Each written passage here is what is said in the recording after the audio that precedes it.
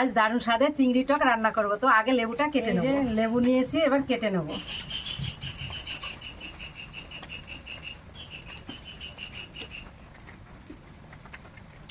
এই যে লেবু রস বের করে নিয়েছি, এবার সেঁকে নেব।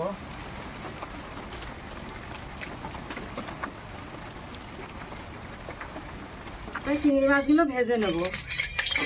লবণ দিয়ে দেবো, একটু হলুদ দিয়ে দেবো।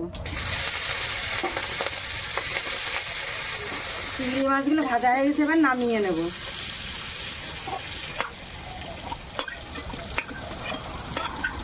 এবার ফোড়ন করে নেব। গোটা জিরে, গোটা সর্ষে, আদা বাটা,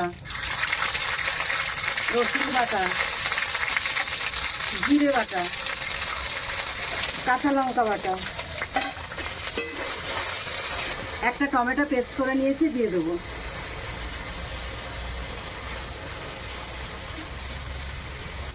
লবণ,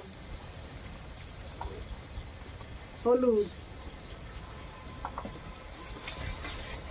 দুটো শুকনো লঙ্কা ভেজে গুঁড়ো করে নিয়েছি, দিয়ে দেবো। ভেজে রাখা চিংড়ি মাছ দিয়ে দেবো।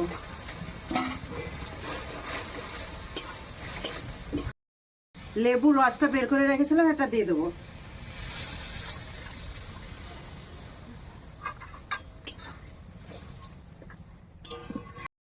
একটা মশলা গুঁড়ো করে রেখেছিলাম, জিরে, ধনে, গরম মশলা, শুকনো লঙ্কা দিয়ে এটা দিয়ে দেবো।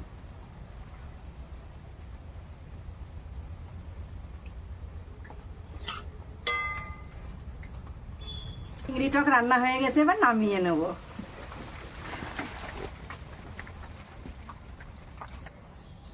একটা লাইক, সাবস্ক্রাইব দিয়ে পাশে থাকবেন। টাটা।